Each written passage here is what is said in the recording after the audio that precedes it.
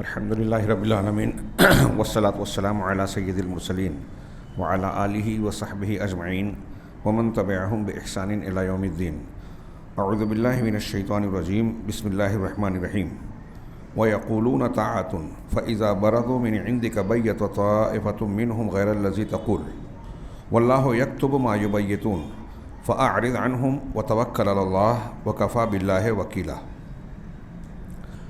محترم حاضرین، اصلاح و ترقی کے سلفی اصول میں 48ویں اصول کے طور پر یہ مذکور ہے کہ ان کے یعنی اہل سنت والجماعت اور اہل حق کے منہج میں یہ بات شامل ہے کہ اللہ کے بندوں کے ساتھ، لوگوں کے ساتھ صدق و امانت اور خیر خواہی کا برتاؤ کیا جائے. یعنی حالات کیسے بھی ہوں، ہماری ترجیح اور اصول یہ ہونا چاہیے کہ ہم لوگوں سے سچ ہی بولیں، جھوٹ اور فریب سے، دھوکے سے کام نہ لیں، اور لوگوں کا بھلا چاہیں، خیر خواہی کریں. اللہ تبارک و تعالیٰ کا ارشاد نقل کیا سورہ نساء کی آیت نمبر 80 میں. اللہ کے نبی صلی اللہ علیہ وسلم کی اطاعت کا ذکر ہے کہ مومنوں کا یہ طریقہ ہونا چاہیے، اور پھر اس کے بعد منافقوں کا ذکر کرتے ہوئے اللہ نے کہا وَيَقُولُونَ طَاعَةٌ، اور وہ کہتے ہیں کہ ٹھیک ہے اطاعت کریں گے، یعنی اطاعت ہوگی.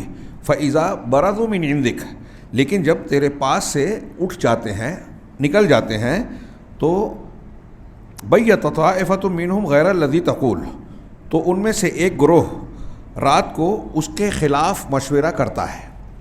بیّتا رات میں بات چیت کرتے ہیں مراد ہے، یعنی آپ کے پاس نبی کریم صلی اللہ علیہ وسلم کی، یہ اللہ کہہ رہا ہے کہ آپ کی مجلس میں ہوتے ہیں اور کہتے یہ ہے کہ ٹھیک ہے ہم آپ کی بات مانتے ہیں، اطاعت کرتے ہیں، لیکن جب آپ کے پاس سے اٹھ کر تنہائی میں جاتے ہیں تو اپنی رات کی مجلسوں، مشوروں اور بات چیت میں جو بات آپ کی مجلس میں کہتے تھے اس کے خلاف باتیں کہتے ہیں، مشورے کرتے ہیں. ہاں، پھر جب تیرے پاس سے نکلتے ہیں تو ان میں سے ایک گروہ رات کو اس کے خلاف مشورے کرتا ہے جو وہ کہہ رہا تھا. ہاں، الذی تقول، یعنی جو مجلس میں کہہ رہا تھا اس کے خلاف کہتا ہے.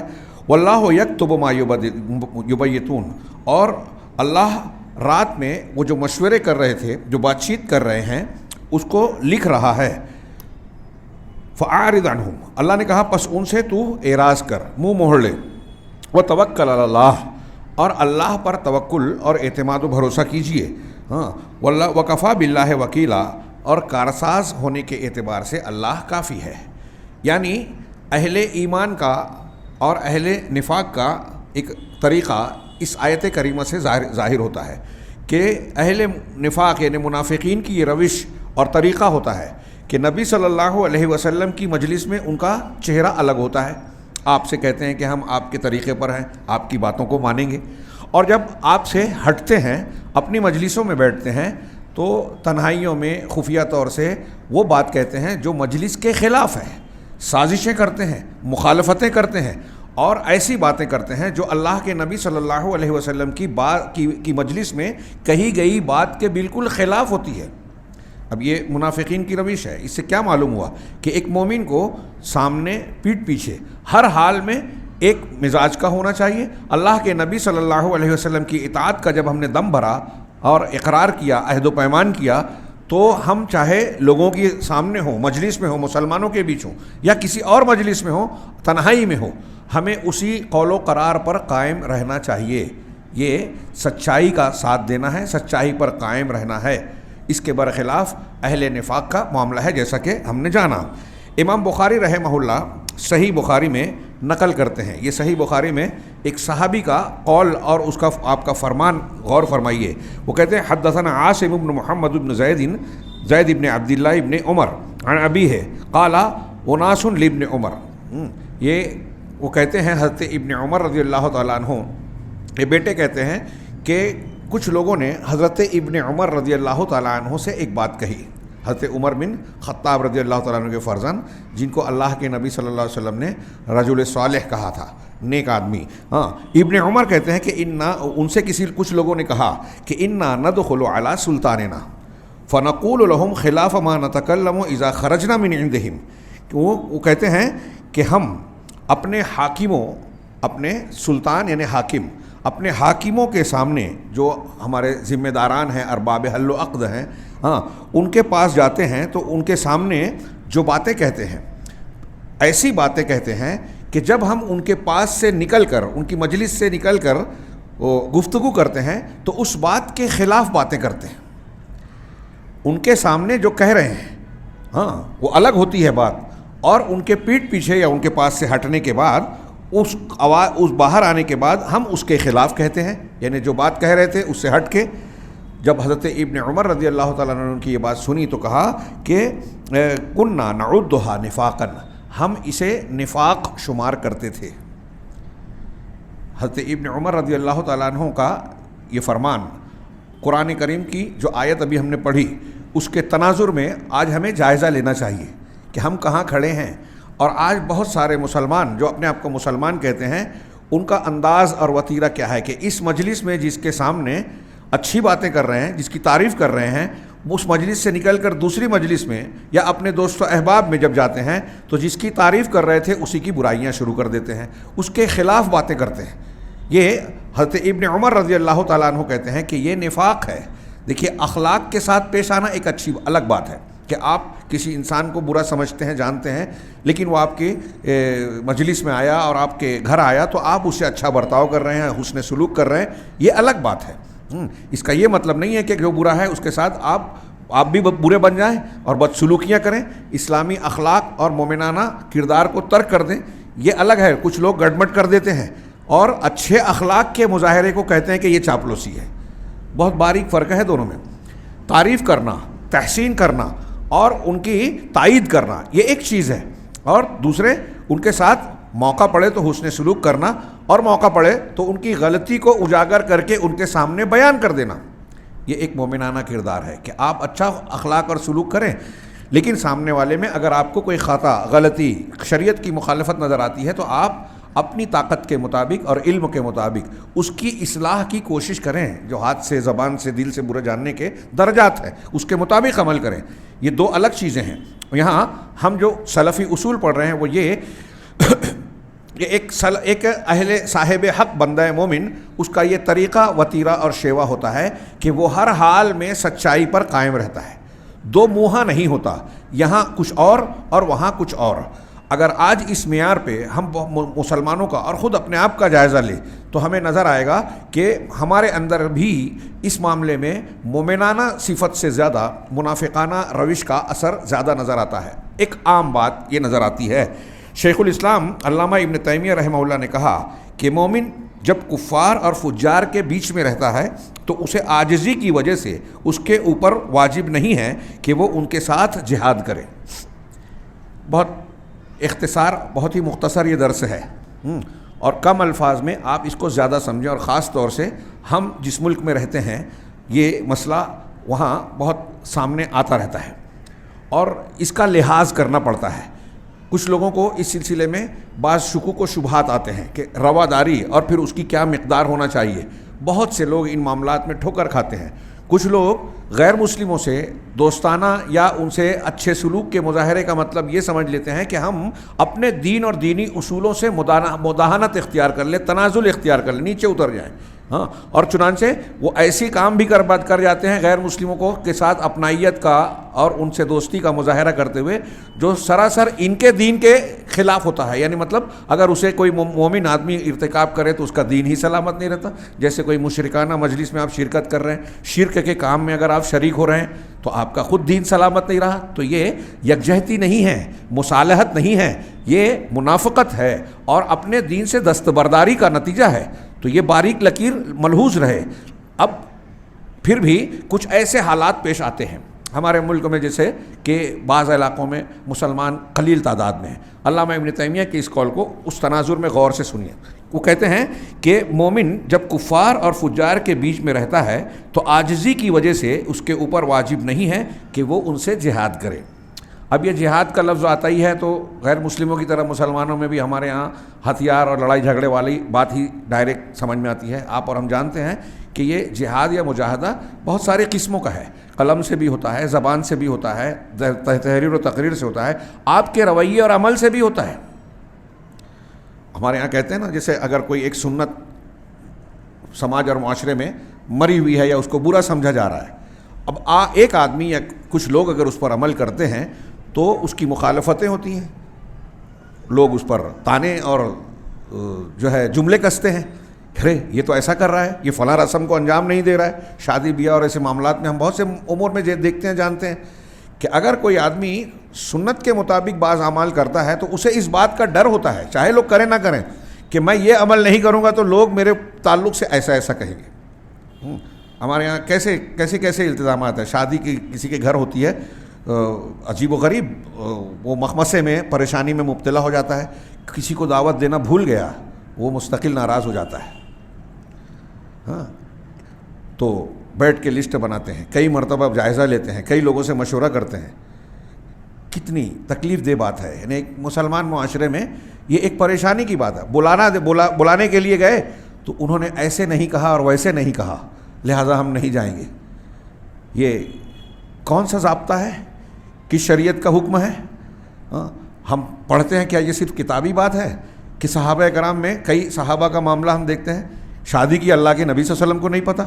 حضرت جابر نے نکاح کیا, اللہ کے رسول صلی اللہ علیہ وسلم سے نے پوچھا کیا نکاح کہ کہا باقرہ ہے یا سیبہ ہے, کہا سیبہ. تو آپ نے کہا باقرہ سے کرتے تو اچھا ہوتا, دونوں ایک دوسرے سے جو ہے کھیل کرتے اور مطلب لذت حاصل کرتے. تو انہوں نے کہا کہ میرے والد کا انتقال ہوا, تو میری جو بھائی بہنیں ہیں وہ بچے چھوٹے ہیں, تو میں ایسی خاتون یا بیوی چاہتا تھا جو ان کی دیکھ بھال کر سکے. یعنی پوری گفتگو سے مراد میرا یہ ہے کہ حضرت جابر نے نکاح کے اللہ کے رسول صلی اللہ علیہ وسلم کو خبر نہیں دی. حضرت عبد الرحمن بن عوف رضی اللہ تعالیٰ عنہ کے بدن پر وہ ہلدی کا نشان یا جو بھی وہ ایک شادی کرنے کے بعد لگتا تھا, اس کو دیکھ کر آپ نے پوچھا شادی کی ہے, کہا ہاں. تو کہا ایک وزن نوات گٹلی کے دانے کے برابر سونے کے عوض میں نے مطلب مہر پر شادی کی, نکاح کیا ہے. تو کہا اولم ولو بشاتن, نکاح ولیمہ کر لو چاہے ایک بکری کا کیوں نہ ہو. اللہ کے نبی صلی اللہ علیہ وسلم کو خبر نہیں دی. حضرت عبد الرحمن بن عوف رضی اللہ عنہ, آپ سے زیادہ محبوب کوئی شخصیت تھی کیا؟ اللہ کے نبی صلی اللہ علیہ وسلم غزوہ خیبر کے بعد جب لوٹ رہے تھے تو راستے میں حضرت صفیہ سے شادی ہو گئی. تفصیلی بات نہیں بیان کروں, نکاح ہو گیا, شب زفاف ہو گئی, دوسرے دن سفر کی حالت میں ہی لوگوں سے کھانے پینے کی چیزیں منگوا کر جو ہے ولیمہ کروا لیا. ہم یہ سوچ سکتے ہیں آج مسلم معاشرے میں؟ کوئی سوچے کہ کیا کوئی اس طرح کا عمل تصور کر سکتا ہے؟ یہ نبی کریم صلی اللہ علیہ وسلم کے اعمال ہیں, کیا یہ سنتیں نہیں ہیں؟ تو میں یہ عرض کر رہا تھا کہ بہت ساری چیزیں ایسی سماج اور معاشرے میں لوگ اختیار کر لیتے ہیں کہ لوگوں کے یہاں اگر دین کو کوئی چھوڑتا ہے, علامہ ابن قیم نے ایک جگہ لکھا کہ رسوم و رواج جب جڑ پکڑ لیتی ہیں تو اس کی حالت ایسی ہو جاتی ہے کہ دینی فرائض و حقوق سے زیادہ قوی ہو جاتی ہیں. اگر ایک سماج میں معاشرے میں کوئی اللہ کے عائد کیے ہوئے فریضے کو ترک کر دے تو لوگ ٹوکتے بولتے نہیں ہیں کہ ارے یہ نماز نہیں پڑھا, ارے اس نے یہ نہیں کیا. لیکن اگر رسم کو چھوڑ دے تو لوگ نام رکھتے ہیں. یہ اس کی رسم و رواج کی قباحت ہے جو جڑیں پکڑ لیتی ہے سماج اور معاشرے میں. اب ایسی رسم کے خلاف جب کوئی آدمی کھڑا ہوتا ہے اور عمل کرتا ہے یا بولتا ہے کہ میں یہ نہیں کروں گا, تو اسے بھی ہم جہاد کہیں گے. ہمارے سماج میں, ہندوستان میں بہت سارے مسلمان دوسری شادی کو برا سمجھتے ہیں, اور خاص طور سے مسلم خواتین. میں اکثر اس کو ذکر کرتا ہوں تو لوگ اسے سمجھتے ہیں مذاق ہے یا پھر سوال اٹھاتے ہیں آپ نے کیا کیا. سوال ہم نے کیا نہیں کیا یہ نہیں ہے, اہم بات یہ ہے کہ اللہ تبارک و تعالیٰ نے اجازت دی ہے, رسول اللہ صلی اللہ علیہ وسلم نے عمل کیا, صحابہ نے عمل کیا. اور ایک شخص اگر آج اعتراض کر رہا ہے اور اس میں یہ فلسفہ بگارتا ہے کہ اس میں یہ نقصان ہے اور یہاں کا ماحول نہیں ہے, تو وہ اللہ تبارک و تعالیٰ پر الزام ڈال رہا ہے. اللہ رب العالمین کو کہہ رہا ہے کہ وہ حکیم نہیں ہے. ہم کہتے ہیں اللہ حکیم ہے, حکمت بالغہ کاملہ ہے اللہ کی, احکم الحاکمین ہے, سب سے اچھا اور بہترین فیصلہ کرنے والا. وہ ہماری فطرت کا خالق و مالک ہے. فطرت کو اللہ سے بہتر کون جانتا ہے, کون جان سکتا ہے؟ سوال ہی نہیں. اب اس قادر مطلق نے اور خالق فطرت نے جو چیز مشروع کی ہے, اس سے زیادہ حکیمانہ, دانائی اور حکمت والا کوئی اور حکم ہو سکتا ہے کیا؟ لیکن ہم اس کے حکم کے تعلق سے کیڑے نکالتے ہیں. یہ سوچتے نہیں ہیں کہ یہ کتنی بڑی غلطی کر رہے ہیں. اللہ کے نبی صلی اللہ علیہ وسلم دنیا کے انسانوں میں سب سے زیادہ حکیم, ذہین اور اعلیٰ ترین دماغ والے, آپ سے کامل انسان پیدا نہیں ہوا ہے نا. آپ نے کیا, آپ نے اجازت دی, امت کے لوگوں کو چار کی. تو اب ایک آدمی جو اعتراض کر رہا ہے وہ اللہ کے رسول صلی اللہ علیہ وسلم سے زیادہ ذہین ہے، زیادہ پختہ اور کامل انسان ہے. صرف اتنا اگر آدمی سوچ لے. ابھی حکمتیں مصلحتیں، اور یہ بھی غور کرنے کی بات ہے کہ جس بنیاد پر وہ یہ کہتا ہے، یہ اندیشے ظاہر کرتا ہے کہ نہیں ایسا اور نہیں ویسا، اس میں یہ نقصان ہے، تو وہ جو نقصان بتاتا ہے وہ موہوم ہے، وہمی ہے. اس کے مقابلے میں فوائد کا باب بہت وسیع ہے. موٹی کتاب لکھ سکتے ہیں تعدد ازدواج کے فوائد پر. میں ہوائی بات نہیں کر رہا ہوں، آپ غور کیجئے. لوگوں نے لکھا ہے بیواؤں کا، مطلقاؤں کا، ہاں بہت سارے یتیم بچوں کا مسئلہ حل ہو جائے گا. یہ 3 باتیں میں نے ایک جملے میں کہہ دی، اس پر لمبی چوڑی گفتگو ہو سکتی ہے. ہاں بیوہ، یتیم یا بے جوڑ عورت کا پر جو لوگ بری نگاہ ڈالتے ہیں، دوسری تیسری شادی میں اگر وہ بیاہ دی جائیں تو ان پر بری نگاہوں کا سلسلہ تھم جائے، سماج میں برائیاں، زنا، بدکاری کا سلسلہ کم ہو جائے. بہت سارے مسائل، بہت سارے نفسیاتی، ذہنی، سماجی، خاندانی مسائل ٹیڑھے ہیں. بیٹھی ہوئی اور لڑکیاں گھر میں کہیں بوجھ ہو جاتی ہیں، کہیں جھگڑے کا سبب بنتی ہیں، کہیں اور مسائل کا ذریعہ بنتی ہیں. ان کی شادیاں ہو جائیں، وہ بھی سکھ اور آرام سے رہیں گی، وہ بھی زندگی کی لذتوں اور حقوق سے بہرہور ہوں گی. ایسے بہت سی حکمتیں ہیں. خیر، میں کہنا یہ چاہتا ہوں کہ اللہ تبارک و تعالیٰ نے جن چیزوں کو مشروع کیا ہے، ایسی کوئی چیز اگر سماج اور معاشرے میں نہیں ہو رہی ہے اور آپ کرتے ہیں، کھڑے ہو رہے ہیں، لوگ آپ کی مخالفت کر رہے ہیں اور آپ جمے ہوئے ہیں، یہ بھی جہاد ہے. تو علامہ ابن تیمیہ رحمہ اللہ کہہ رہے ہیں کہ ایک آدمی غیر مسلموں کے بیچ میں رہ رہا ہے. اب غیر مسلموں کے بیچ میں وہ دین کی دعوت، دین کی باتیں کھل کے اس طرح سے نہیں کہہ پاتا جیسے کہ ایک مسلم سماج اور معاشرے میں کہنا چاہیے. تو جتنا وہ کر سکتا ہے اتنا اگر کر رہا ہے تو بھی کافی ہے. چنانچہ وہ کہہ رہے ہیں کہ ان کے ساتھ اس پر واجب نہیں ہے کہ وہ ان لوگوں کی طرح جہاد کرے جس کے پاس طاقت ہے. یہاں ایک سیدھا سا مسئلہ بیان کریں کہ انسان اسی بات کا مکلف ہے جس کی اسے طاقت ہے. لا یکلف اللہ نفسا الا وسعها، ایک سمپل سا قاعدہ ہے لیکن بہت اہم ہے. اور اس معاملے میں بہت سے لوگ اس مسئلے کو نہ جان کر وہ جو جہاد لڑنے والا ہے، مقابلہ آرائی کا ہے، اس کے بارے میں جو ہمارے نوجوان جوشیلے جذباتی بات کرتے ہیں اور یہ سوال اٹھاتے ہیں ہر کس و ناکس سے کہ کیا قرآن میں یہ نہیں ہے، کیا حدیث میں یہ نہیں ہے، کیا تو قرآن اور حدیث میں ہے. تو ایسی بہت ساری چیزیں ہیں قرآن و حدیث میں جس پر ہم اور آپ عمل نہیں کرتے.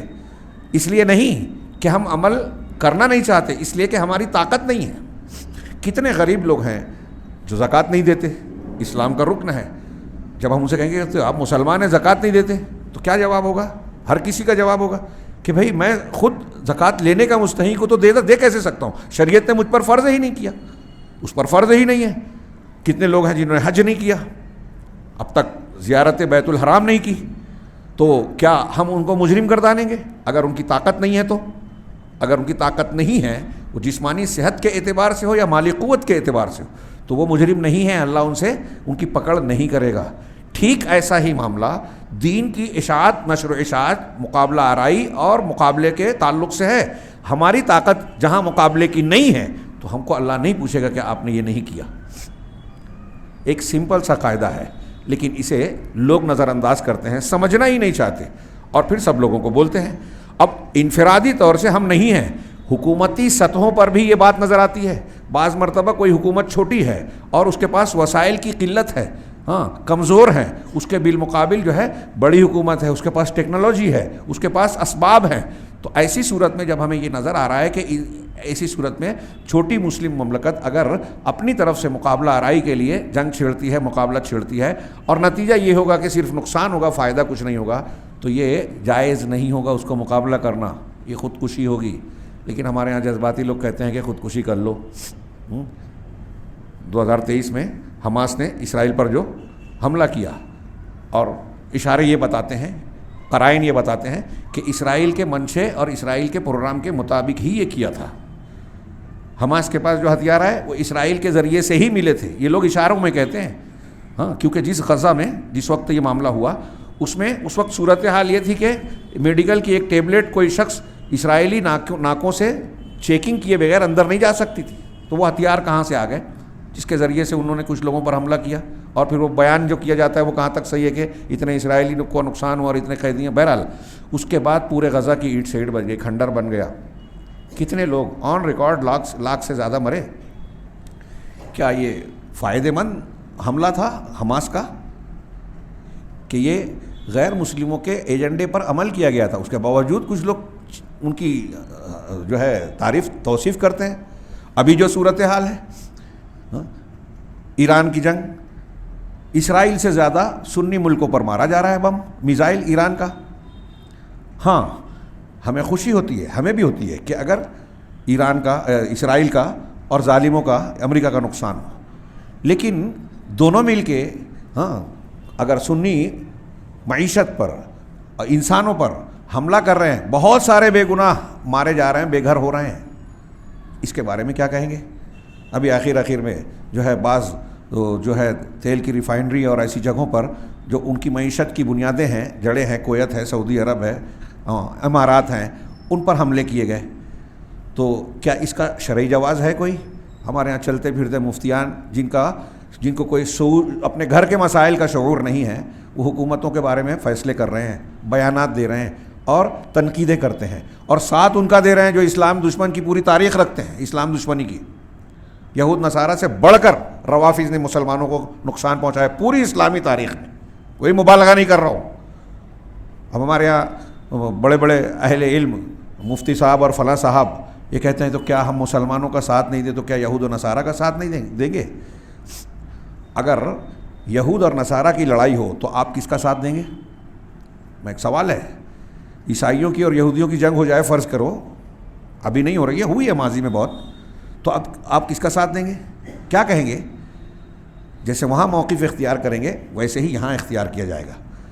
اگر اونچی ذات اور نیچی ذات کے لوگوں کی لڑائی ہو رہی ہے اور آپ کسی مظلوم کے تعلق سے کوئی ہمدردی کا دو بول دے رہے تو اس کا یہ مطلب نہیں ہے کہ آپ اس کے دین، اس کے مذہب، اس کے منہج اور اس کے مسلک کو صحیح کہہ رہے ہیں. تو بہرحال یہاں اس تناظر میں سعودی عرب اور سنیوں کی مخالفت کی جاتی ہے، روافظ کی تائید کی جاتی ہے کہ ان کے دین کی تائید ہو، اور جو یہود و نصارہ اور شیعہ چاہتے ہیں اس ایجنڈے کی تائید ہو. ہمارے یہاں لوگوں کو یہ شعور ہی نہیں ہے. روایتوں میں، حدیثوں میں ثابت شدہ بات ہے کہ ایک زمانہ آئے گا کہ لوگ عقل نہیں رکھیں گے، بھوسا رہے گا، بھوسا، ہبا. یہ روایتیں انشاءاللہ پیش کروں گا، تھوڑی لمبی روایت ہے کہ ایک زمانہ ایسا لگتا ہے کہ یہ وہی زمانہ ہے، جھوٹے کو سچا مانا جائے گا، سچے کو جھوٹا مانا جائے گا. اور یہاں جو شیخ کہہ رہے ہیں کہ ایک مسلمان کو کیسا ہونا چاہیے اور جن کی لوگ تائید کر رہے ہیں وہ کیسے ہیں، اس اصول کی روشنی میں بھی دیکھا جا سکتا ہے. سلفی اصول کہا کہ ایک مسلمان اگر غیر مسلموں کے بیچ رہ رہا ہے تو اس پر واجب نہیں ہے کہ وہ ان کے ساتھ جہاد کرے. اگر ممکن ہو تو زبان سے بول سکتا ہے، جتنا بول سکتا ہے، جیسے اچھے سے اچھے ڈھنگ سے. اور اگر یہ بھی ممکن نہ ہو تو دل میں برا سمجھے لیکن وہ جھوٹ نہ بولے. بہت پیاری بات، نقطہ یاد رکھیے گا کہ زبان سے بولے گا، دل سے برا جانے گا، لیکن جھوٹ نہ بولے اور زبان سے ایسی بات نہ کہے جو اس کے دل میں نہ ہو. وہ یا تو اپنے کو ظاہر کرے یا چھپا کر رکھے. ایک شکل یہ ہے کہ اپنے کو ظاہر کرے کہ میں ایسا مسلمان ہوں اور یہ مانتا ہوں، اور اگر ظاہر کرنے میں اس کو لگتا ہے کہ نقصان ہے، مجھے ضرر پہنچے گا، تو ٹھیک ہے، ظاہر نہ کرے، چھپ کر رہے. کیسے رہے چھپ کے؟ لیکن ان کے دین کی موافقت نہ کرے. چھپ کے رہنے کا یہ مطلب نہیں ہے کہ آپ باطل کی تائید کرنے لگے کہ ہاں یہی صحیح ہے، میں بھی مانتا ہوں. بلکہ وہ علامہ ابن تیمیہ نے بڑی پیاری مثال دی، قرآن میں ہے یہ، بلکہ وہ آل فرعون کے مومن کی طرح رہے. سورۃ المومن، سورہ مومن کا 2 نام ہے، اس میں سے ایک المومن ہے. یہ المومن نام ہی اس شخص کے نام پر ہے، ذکر جس کا اس سورہ مبارکہ میں تذکرہ ہے.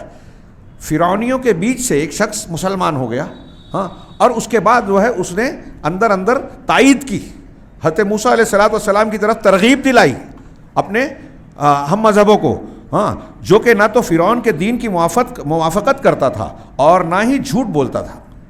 یعنی اس نے یہ نہیں کہا، ایک طرف فرعون کے مذہب کی تائید نہیں کی اور دوسری طرف یہ بھی نہیں کہا کہ میں بھی وہی مانتا ہوں، اور نہ ہی زبان سے ایسی بات کہتا تھا جو اس کے دل میں نہ ہو، بلکہ وہ اپنے ایمان کو چھپا کر رکھتا تھا. دین کو چھپانا الگ ہے، یہ جملہ دھیان رکھیے جو آگے پڑھنے جا رہا ہوں. دین کو چھپانا الگ ہے، جبکہ باطل دین کا اظہار کرنا الگ ہے. ایک آدمی حق پر ہے، اپنے دین حق کو دل میں چھپا کے رکھ رہا ہے، اور ایک آدمی سچے دین کو جانتے ہوئے کسی باطل یا غلط چیز کی تائید کا مظاہرہ کر رہا ہے. دونوں میں بہت فرق ہے. اسے اللہ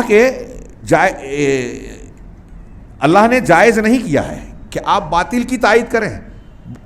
مظاہرہ یعنی آپ باطل کی تائید کریں، کہیں کہ یہ یہاں کے حالات کا تقاضا ہے. اگر ایسا حال ہے تو آپ کو ہجرت کرنا ضروری ہے، سوائے اس شخص کے لیے جسے مجبور کہا جائے. جو مجبور ہوگا تو اسے کلمہ کفر کے کہنے کی اجازت ہے. سورہ نحل میں اللہ تعالیٰ کا ارشاد ہے من کفر باللہ من بعد ایمانہ، جو شخص اللہ پر ایمان لانے کے بعد اللہ کا کفر کرے، انکار کرے، اس کے بعد والا جو ٹکڑا ہے الا من اکرہ وقلبہ مطمئن بالایمان، سوائے اس کے جس کو مجبور کیا جائے، اکرہ جس پر زبردستی کی گئی، زور زبردستی، جو مجبور کیا گیا، وقلبہ مطمئن بالایمان، لیکن جب وہ زور زبردستی کی حالت میں زبان سے یا عمل سے کفر کی چیز کر رہا ہے، بول رہا ہے، تب بھی اس کا دل ایمان پر مطمئن رہے، مطلب زبان سے کلمہ کفر کہنے کے باوجود دل اس کا ایمان کو ماننے والا ہو، اس پر مطمئن رہے کہ میں جو دل میں رکھتا ہوں وہی صحیح ہے. یہ خاص کیفیت اور خاص حالت عارضی طور کی ایک بات ہو سکتی ہے. یہ جائز تقیہ ہے. اس کی مثال ایسی لیجئے، جب بابری مسجد کے انہدام کے بعد پورے ملک میں فساد ہوا، میں نے اس سے پہلے بھی ذکر کیا، تو جو اخبارات میں واقعات آئے اس میں ایک واقعہ آیا تھا کہ بمبئی کی ایک فلیٹ میں ایک مسلم خاتون تھی، اس کا دودھ پیتا بچہ تھا. بلوائیوں یا فرقہ پرستوں نے اس کے بچے کو ہاتھ میں لے کر، کئی منزلہ اوپر عمارت تھی، وہ لٹکا دیا اور کہا کہ جے رام جی کی بولو ورنہ اسے پھینک دیں گے. تو اس نے کہہ دیا، یہ کہہ دیا، بظاہر یہی ہے کہ وہ دل میں ایمان رکھتے ہوئے مجبوراً اپنے بچے کی جان بچانے کے لیے کہا. اس کے بالمقابل ایک واقعہ یہ آیا کہ سورت میں یا گجرات کے ایک مسجد کے امام کو گھیرا گیا مسجد کے اندر، اور اس سے کہا کہ تم بھی بولو. اس نے کہا نہیں بول سکتا، میں اللہ کو مانتا ہوں، اللہ کی الوہیت اور اس کا قائل ہوں. اس کو مارا، مسجد میں گھسیٹا، اور اس کے بعد بالآخر ان کو مسجد کے پنکھے میں لٹکا کے مار دیا گیا. تو اس عورت نے جو کیا تھا وہ رخصت ہے. یہ عارضی طور پہ دل میں ایمان رکھ کے زبان سے کہنا، اس کو رخصت کہیں گے. اور اس امام صاحب نے جو کیا وہ عزیمت ہے، یعنی اعلیٰ درجے کا ایمان ہے کہ کٹ جاؤ مر جاؤ لیکن کفر کا زبان سے نہ نکالو. تو وہ اجازت ہے اور یہ افضل ہے کہ جان چلی جائے لیکن زبان سے کلمہ کفر. اس آیت کریمہ میں یہ رخصت دی گئی کہ کوئی شخص اگر مجبور ہو گیا تو زبان سے کہنے میں یا عمل سے کرنے میں مجبوراً کر رہا ہے کفر کا عمل، لیکن دل میں ایمان ہے اور اس پر مطمئن ہے. اسی لیے اللہ نے منافق اور مجبور کے درمیان فرق کیا ہے. ایک ہے منافق اور ایک ہے مجبور. اور اہل بدعت کا حال، اب یہاں سے غور کیجئے کہ اہل بدعت کا حال منافقوں جیسا ہے، نہ کہ مجبور کی طرح.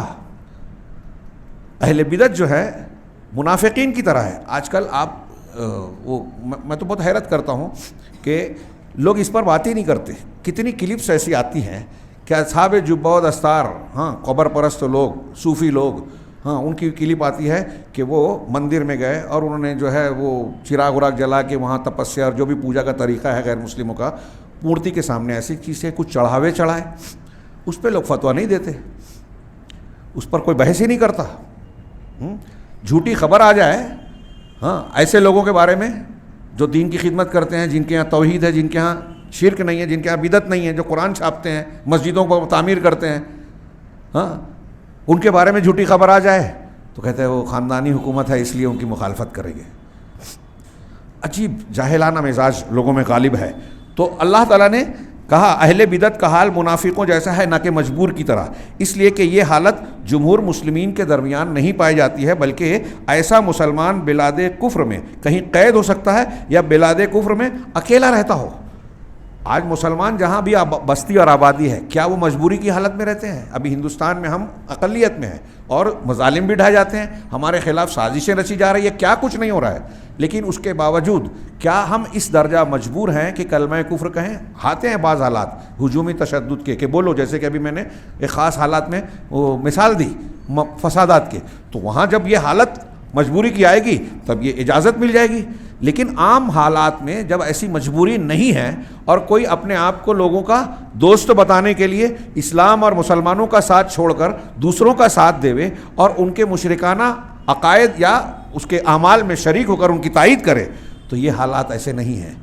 کہیں کوئی قید ہوگا تو اس کو مجبور کیا جائے گا، کہیں کوئی ہجومی تشدد میں گھر جاتا ہے اس کو وہ مجبور ہو سکتا ہے، کہیں کوئی اکیلا ہے سارے دوسرے ہیں اور وہاں ان کو گھیرا گیا ہے تو مجبور ہو سکتا ہے.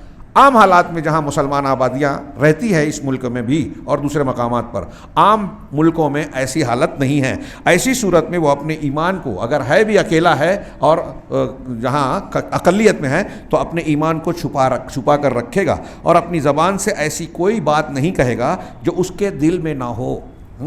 یہی کتمان اور جھوٹ میں فرق ہے. ایک کتمان ہے چھپانا، ایک ہے جھوٹ بولنا. میں پھر سے وہی بات دوہراؤں کہ ایک آدمی حق پر رہتے ہوئے خاموش رہے، ایک آدمی خاموش نہیں ہے بلکہ بول رہا ہے اور بول کے جھوٹ بول رہا ہے، باطل کو صحیح بول رہا ہے، شرک کی تائید کر رہا ہے، کفر کے ساتھ ہونے کا اظہار کر رہا ہے، تو یہ جھوٹ ہے. مسلمان جھوٹا نہیں ہوتا. چنانچہ اس طرح کے کتمان ایمان کا استعمال ایک مومن بندہ مجبوری کی حالت میں کرتا ہے، جیسے کہ آل فرعون کا مومن تھا، جبکہ منافق کذاب کو کسی بھی حال میں معذور نہیں سمجھا جا سکتا. اور جہاں تک رافضی کا تعلق ہے، آخری پیراگراف اس میں بیان کیا گیا. روافظ آپ نے سنا ہوگا کہ ان کے یہاں یہ دین کے 100 حصوں میں سے 90 حصہ تقیہ ہے. تقیہ یعنی جھوٹ. تقیہ وہی بچاؤ کرنا جو میں نے بتایا نا، جائز ہے مجبوری میں، کہ اوپر کچھ کر دیں اور دل میں کچھ اور رہے، اندر کچھ اور زبان سے کچھ اور اظہار کرنا. قرآن کو نہیں مانتے وہ. ابھی میں نے کئی کلپ سنی ایران کی تائید کرنے کے لیے، لوگ کہتے ہیں کہ وہ قرآن کو مانتے ہیں، وہ حدیث کو یا رسول کو مانتے ہیں، وہ اللہ کو مانتے ہیں. ہاں، کیا وہ مانتے ہیں؟ جو یہ کہتا ہے اسے میں کہتا ہوں کہ وہ جاہل ہے. مذہب اثنا عشریہ کو، شیعوں میں بہت سے فرقے ہیں، اس میں بعض تو ایسے ہیں جو حضرت علی رضی اللہ عنہ کو اللہ تک کہتے ہیں، اس میں اللہ حلول کر گیا. ان کی بات چھوڑیے. جو ایرانی ہیں، اکثریت ہے جو دنیا میں اثنا عشری، ان کے یہاں کیا وہ اللہ کو ویسے ہی مانتے ہیں جیسے ہم مانتے ہیں؟ اللہ کو تو یہود و نصارہ بھی مانتے ہیں. تو اب یہ بولنے لگے کہ وہ بھی اللہ کو مانتے ہیں، وہ بھی تورات انجیل کو مانتے ہیں، وہ بھی حضرت موسیٰ اور عیسیٰ کو مانتے ہیں علیہم السلام. کیا یہ کافی ہے؟ کیا قرآن کو وہ ویسے ہی مانتے ہیں؟ اللہ کو ویسے مانتے ہیں؟ نہیں مانتے. اللہ کو ہر چیز پر قادر نہیں مانتے. اللہ تبارک و تعالیٰ کے علم کامل نہیں مانتے، اسی لیے تقدیر کا انکار کرتے ہیں. صرف یہ 2 مثالیں کافی ہے، اور بھی بہت سارے انحرافات ہیں. تقدیر کا انکار کرتے ہیں، یہ ایک چیز کافی ہے. ایمان کا رکن ایک ہے، اس کا انکار کرتے ہیں. صحابہ کرام کے تعلق سے قرآن حدیث اجماع ہے کہ سارے کے سارے عدول ہیں، سچے ہیں، اللہ ان سے راضی ہوا. یہ راضی نہیں ہیں، آپ ان سے راضی ہیں. جو صحابہ سے راضی نہیں ہیں وہ ان سے راضی نہیں ہیں جن سے اللہ راضی ہیں، ان سے راضی نہیں ہیں جن سے رسول راضی ہیں. جن کو بارے میں رسول کہہ رہے ہیں کہ برا بھلا مت کہو، یہ کہتے ہیں برا بھلا، ابھی کہتے ہیں جھوٹ بول رہے ہیں، تقیہ کرتے ہیں. قرآن کی تحریف کا عقیدہ تو یہ چھپاتے ہیں، کھل کے نہیں بولتے، لیکن ان کے عقیدے کی، ان کی جتنی امہات الکتب ہیں وہاں سب میں یہ بات موجود ہے کہ قرآن اصلی قرآن یہ ہے ہی نہیں، اس کے 3 گنا زیادہ قرآن تھا. سورہ احزاب سورہ بقرہ سے بڑی تھی. سورۃ الولایہ اور سورۃ النور کے نام سے ان کے یہاں چھپتی ہے. ایران سے بعض ایسی صورتیں چھپی ہے قرآن کے نام سے جو قرآن میں ہے ہی نہیں. اب اتنے بھولے بھالے لوگ ہیں ہمارے یہاں، ہاں، کہ سعودی عرب کی، کویت قطر کی غلط خبریں بھی پہنچ جاتی ہیں اور یہ ایمان لے آتے ہیں اور ان کی صحیح خبروں کو کہتے ہیں کہ ارے یہ غلط ہے. جو ان کا عقیدہ ہے آج سے نہیں ہے، ان کی کتابوں میں موجود ہے، ان کی امہات الکتب میں موجود ہے، اور جس کے نتائج اور اثرات آتے رہتے ہیں سامنے. خیر، جہاں تک رافضی کا تعلق ہے تو یہاں یہ جہاں بھی رہتا ہے نفاق کا استعمال کرتا ہے، کیونکہ اس کے پاس جو دین ہے وہ فاسد ہے. جب غلط دین ہے، دیکھیے جو لوگ اپنے دین کو، موقف کو چھپاتے ہیں، ہمارے یہاں بہت سے لوگ ہیں ایسے منکرین حدیث ہے، چھپاتے ہیں. اگر آپ ان سے سوال کریں کہ آپ کا موقف کیا ہے تو وہ بولتے نہیں ہیں کہ ہم منکر حدیث ہیں یا ہم حدیثوں کو نہیں مانتے. ایسا ہے وہ ان کا موقف، لیکن کھلتے نہیں ہیں. قادیانی ہیں، بولتے نہیں ہیں کہ میں قادیانی ہوں. ایسے ہی رافضی قرآن کو مانتا نہیں ہے لیکن بولتا نہیں ہے کہ میں نہیں مانتا. تو یہ خود اس بات کی دلیل ہے کہ جو چھپا رہا ہے اس کو خود بھی ایک طریقے سے احساس ہے کہ میں جو مانتا ہوں غلط ہے، اس لیے مجھے چھپانے کی ضرورت ہے. اور میں اس کو اگر ظاہر کروں گا تو لوگ میرے دھوکے میں نہیں آئیں گے. اگر یہ کہہ دیں کھل کے کہ ہم قرآن کو نہیں مانتے، ہم صحابہ کو برا مانتے ہیں، ہم حدیثوں کو جو قرآن بخاری مسلم اور یہ ذخائر احادیث ہیں اہل سنت جنہیں مانتے ہیں، ان ساری حدیثوں کو رد کرتے ہیں الا ماشاء اللہ جو ہمارے موافق ہے بس اسی کو مانتے ہیں. نہیں مانتے وہ لوگ، اور جھوٹی حدیثوں کو مانتے ہیں. صرف اہل بیت کے مناقب میں لاکھوں حدیثیں، لاکھوں، مبالغہ نہیں کر رہا ہوں، بنائی ہے، گڑھی ہیں. جھوٹے واقعات کس سے بنائے ہیں؟ گڑھے ہیں. تاریخ میں تبدیلیاں کی ہیں. مسلمانوں کا قتل عام کیا ہے پوری تاریخ میں. بھری پڑی ہے، آج بھی کر رہے ہیں، لیکن ہمارے یہاں لوگ اتنے غافل ہیں، حیرت ہوتی ہے۔ کہا کہ جہاں تک رافضی کا تعلق ہے تو یہ جہاں بھی رہتا ہے نفاق کا استعمال کرتا ہے، کیونکہ اس کے پاس جو دین ہے وہ فاسد ہے، اس کا دین اسے جھوٹ، خیانت، دھوکہ اور لوگوں کے ساتھ بدنیتی پر ابھارتا ہے۔ یہ نقصان پہنچانے میں ذرا بھی کوتاہی نہیں کرتا ہے، یہ بچوں اور تو بوڑھوں کو بھی نہیں چھوڑتے۔ شام میں بھی ہم نے دیکھا، آج بھی امریکن بیس کے نام پر جو سنی ملکوں میں ان کے مفادات پر بم مارنے کی، میزائل مارنے کا جو عمل بظاہر ہم کو دکھ رہا ہے، کئی ایسی جگہوں پر مارا گیا جس کو کہا کہ غلطی سے چل گیا یا کچھ اور تعویل کی کہ ہم نے نہیں مارا یا ایسا نہیں اور ویسا نہیں، وہاں امریکن تھے، جہاں صرف سنی تھے، جہاں سنیوں کے اب کویت کے ایئرپورٹ پہ مارا، ریفائنری پہ مارا، ابھی کل پرسوں سعودی عرب کی پائپ لائن پر مارا تیل کی، یہاں امریکن کا کیا تھا؟ رافضی ہر ایک کے یہاں مبغوض ہوتا ہے، اس کے چہرے پر نفاق عیاں ہوتا ہے، اس کی زبان سے نفاق کی نشانیاں ظاہر ہوتی ہیں، لیکن سمجھنے والوں کو سمجھتا ہے۔ اسی لیے رافضی کمزور لوگوں اور ایسے لوگوں تک سے نفاق کا مظاہرہ کرتے ہیں جن سے انہیں کچھ بھی حاجت نہیں ہوتی۔ یعنی ایک مسلمان بندہ اس وقت کلمہ کفر یا حق کو چھپانے کی بات کرتا ہے جب خطرہ ہو، جب مجبوری ہو، لیکن یہ مجبور ہو یا عام حالات میں ہو، سامنے کمزور لوگ کیوں نہ ہو، ان کے سامنے بھی اپنا نفاق ظاہر کرتا ہے، ان کو بھی نہیں بولتا کہ میں قرآن نہیں مانتا، کیونکہ نفاق کی وجہ سے ان کا دل سیاہ اور کمزور ہو چکا ہوتا ہے۔ اللہ تبارک و تعالیٰ سے دعا ہے کہ وہ ہمیں دین حق کو سمجھنے اور اسی پر قائم رہنے کی توفیق عطا فرمائے اور اس کی برکت سے دنیا اور آخرت میں کامیابی سے نوازے۔ وآخر دعوانا الحمد للہ۔